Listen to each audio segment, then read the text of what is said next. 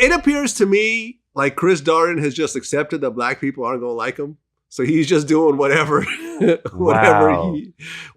going to do, almost like throwing it in everyone's face. Like, all right, y'all don't like me. Well, I'm going to represent the people that y'all really hate. Right.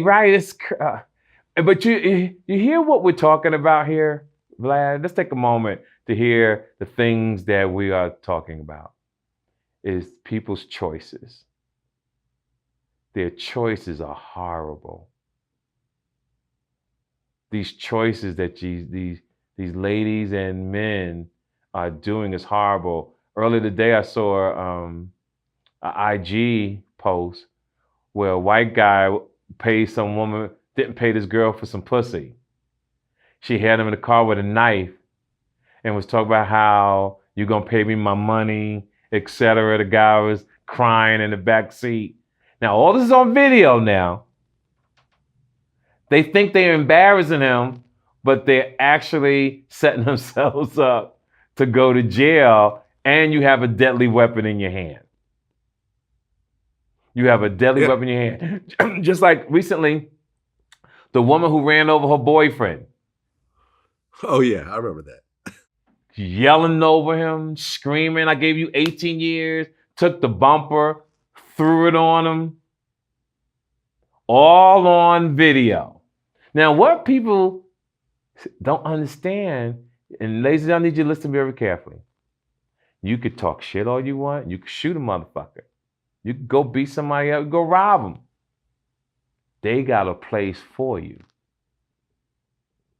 When your ass get caught, all that emotion, I was upset, you better control it because they got a place for you. And when those gates close on your ass at 11 o'clock at night or whenever you get through processing and you sleep on that thin ass motherfucking mattress and you walk in there with 5, 10, 12 different guys and you go into your quarters and that gate closed, all lights go out, you just see out of the window in your cell, you see the little night light that they have in the jail shining. You don't know what time it is. You don't know if it's sunny or night outside. You'll say to yourself, I could have did this different. Then wake up the next morning, miss breakfast, or wake up the next morning, they got the little milk thing for you.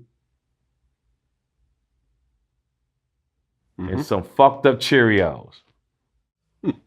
Man, they do not want that life. I don't care. No, it ain't worth it. No, I managed to. I mean, I've done some couple of little 1 or 2 days in jail for suspended license type shit here and there. But no, I've made sure I've never done anything to go to prison. That's good.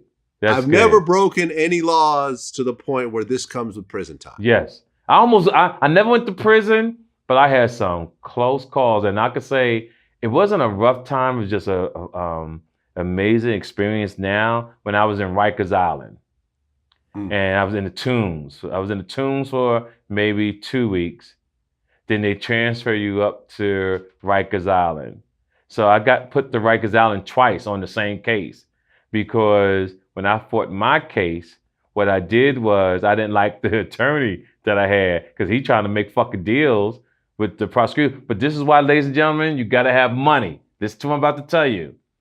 I went through 7 attorneys on a case in the 90s until I found the right motherfucker that was going to be the right person for it. And that was 70 grand because you got to give up 10,000 up front before even anything happened. If you go to trial, they want all this extra money.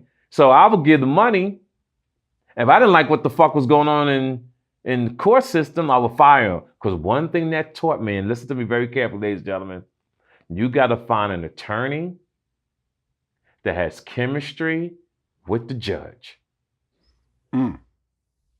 See, it was a time, Vlad, when I knew I had a case, I would find out who the judge was. I would go there weeks before my case would come up, sit in the back to see who the judge had a relationship with. And if I saw that relationship was cool, I would follow that attorney out and ask him for his card and say, I want to hire you. Because so the same thing in fighting the case, you got to put your research in, you got to do your due diligence if you want to save your life. And these are some of the things I was willing to do to save my life. And I actually did that. Sat in the back and watched. Smart. Yep. Sure did. Because it's all about relationships. You know, one of the dumbest things I've seen in court, when Bill Cosby came and brought an out-of-state attorney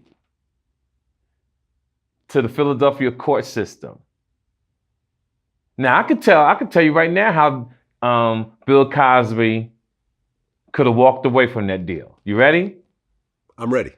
One, you find a local attorney that's been going to that judge in that court for years that got a relationship with the judge or the prosecutor. You let a couple years go by. Now 9 times out of 10, prosecutors are going to say, nope, whatever you want. Nope. But what happens over time? They might need your attorney, or something might come up. They need you. Or better yet, the heat is not so high anymore. Now they're willing to give you a deal. Now, what Cosby should have did was take a plea deal. I'd have never went to trial. I'd have paid a fine, and I would have did a year or two and registered as a sex offender. But guess what? I'll be out. Guess what? When he gets out anyway, he's going to be a sex offender. Right. Either way. Either way, you're going to be a sex offender. But I'd have never did a day in jail. People don't think when it comes to these attorneys, they just go again off emotions.